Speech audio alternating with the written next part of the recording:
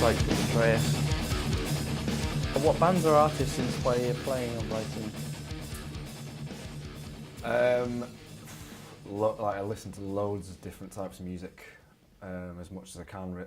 And even if it's something that I don't like, I'll listen to it and think, I don't like it because of this or because of that, or I do like it because of that.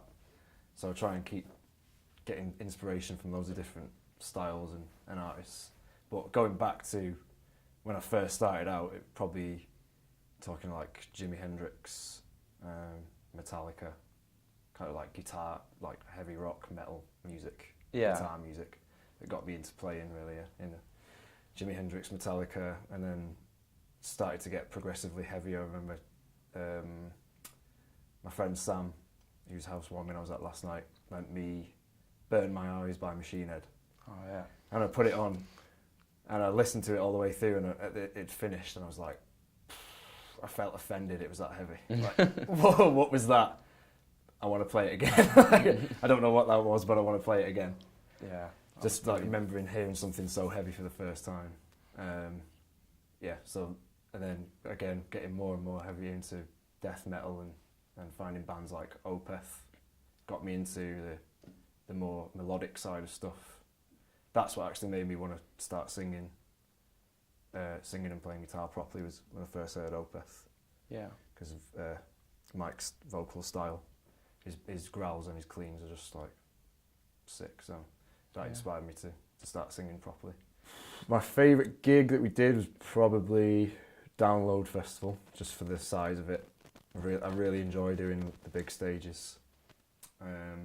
Also, one of the most recent gigs we did was the Metal to the Masses launch night in Rebellion, and that was packed, and that's a really cool venue and stuff, and that was really good. We played really well.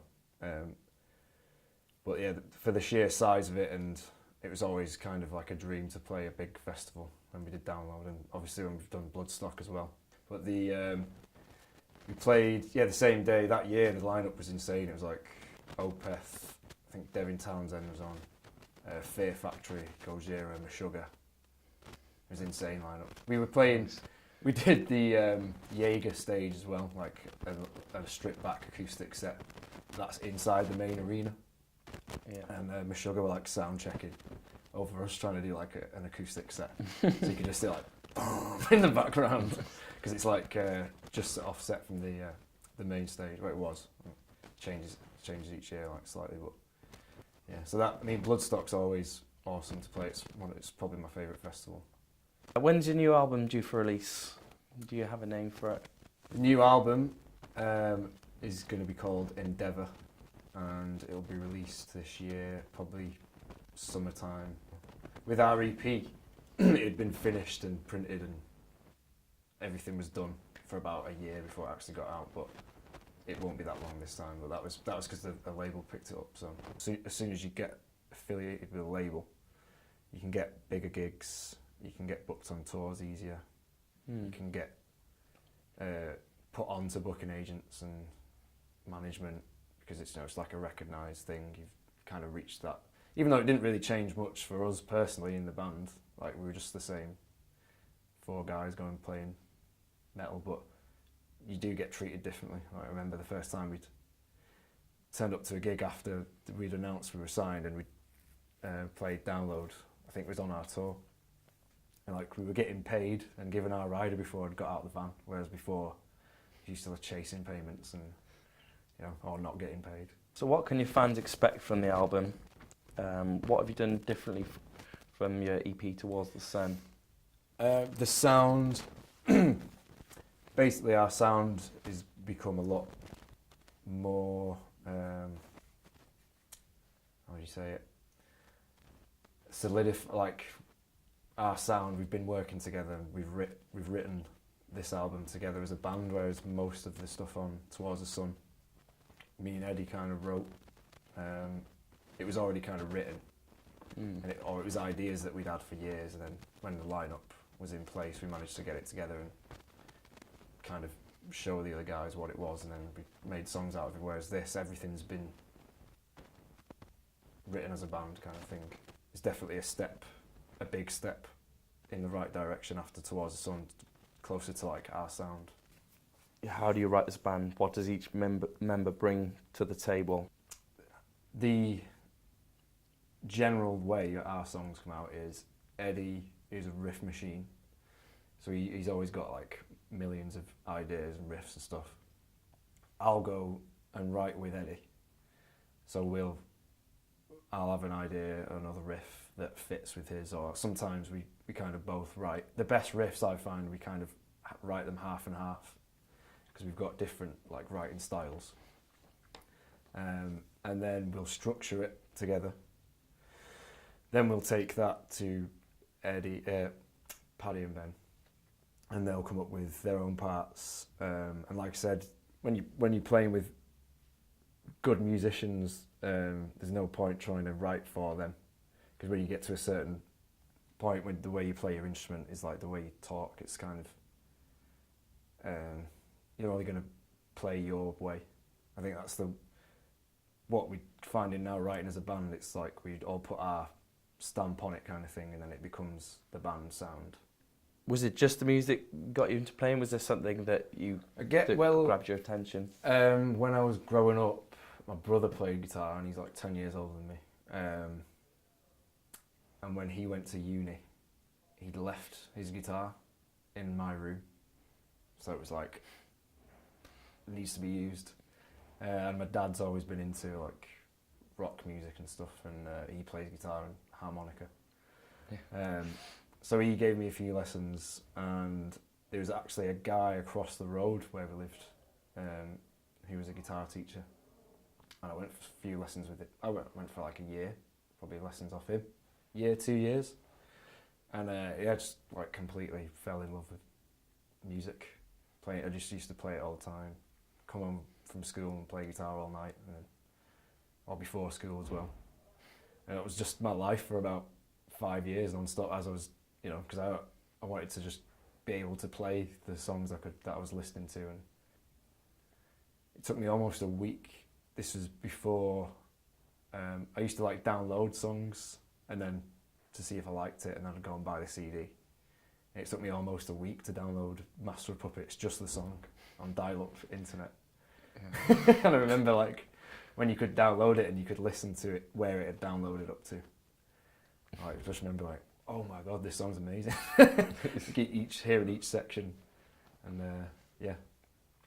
But that had never happened. Now you can just get your phone out, whatever you want to listen to. You don't even have to pay for it.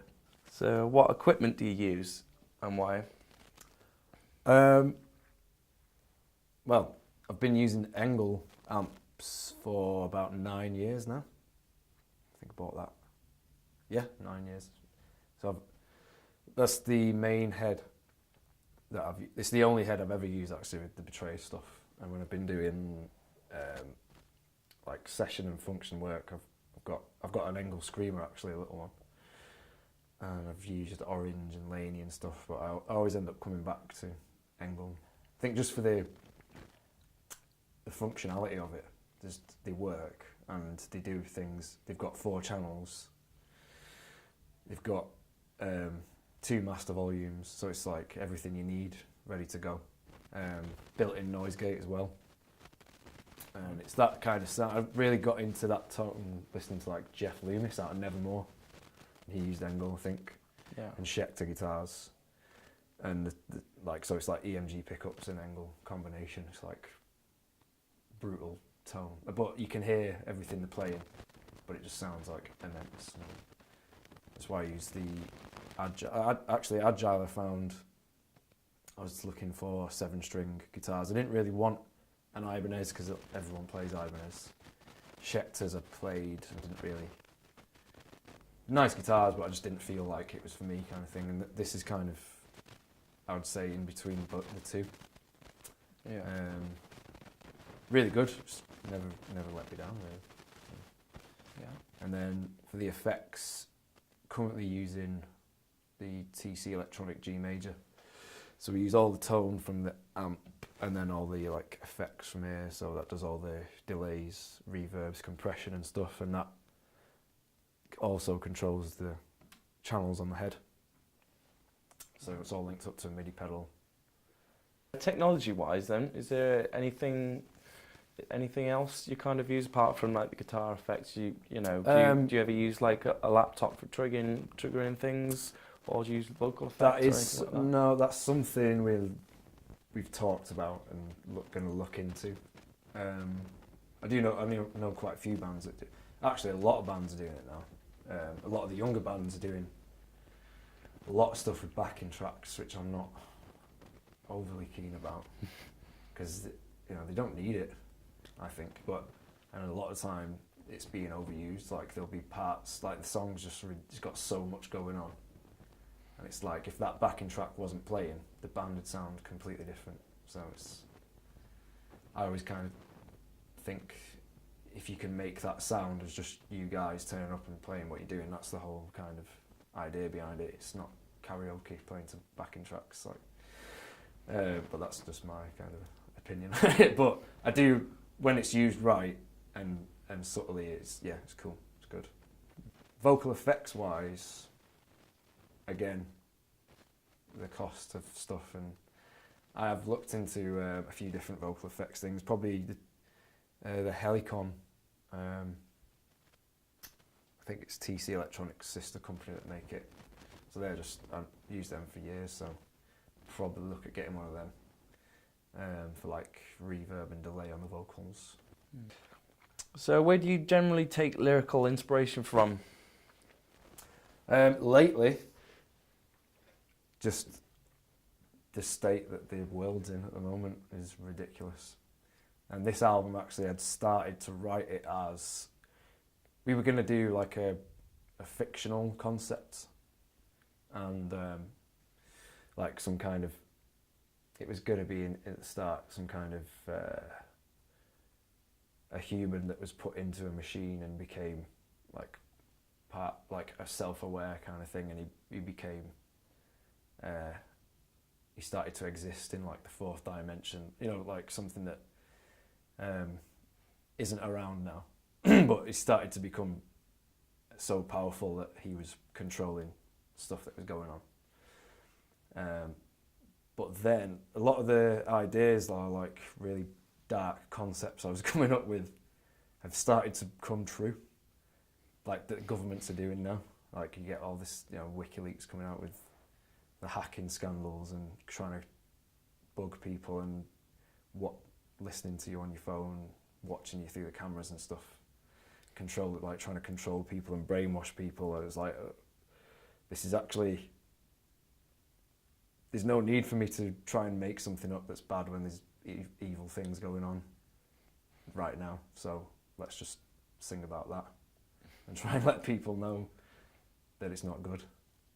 We've got stuff about like global warming, religion, politics, and like technologies as well that these governments are trying to implement, or they've got stuff that's so powerful that no one knows about and they're using it, and a lot of people aren't even aware stuff like that's even going on. So that's what I really like about the new material. It's got that similar kind of feel to it, like when I was saying about Machine Head and Burn My Eyes. I think that's such a good album for the time it came out as well, and it was talking about a lot of things going on and the troubles that was going on in America around that time. And when you listen to it, you can feel like the hate towards that, and that's what I try and bring out in my like vocal performance on the tracks and stuff. As an underground band, if you're seen to just sound like another band that's been and done, then you're not gonna separate yourself from the rest of the noise. You got to do your own thing, and then people will start to take notice. And the better you get at being you, the better you're gonna get at being you. Like no one else can do that. It's literally, like I was saying before about musicians, when they get to a certain level, they're that good. They play like them, so there's no point trying to imitate or asking them to do something else. It's just be yourself. And again, that's kind of a hard thing to fathom before you've even got there, but it's you only do it by putting hours and hours and hours of work in. And it does become a little bit like work when you do it that much. But there's no shortcut. So you've got to put the time in. I would just say we've got the album coming out, Endeavour. So keep your eyes peeled for that. Look out for the tour, is it? Yeah. Just come and see us, I guess. Whenever we'll hopefully be doing a UK tour and possibly some Europe stuff as well on the album stuff. I'm looking forward to it. Looking forward to taking the material out.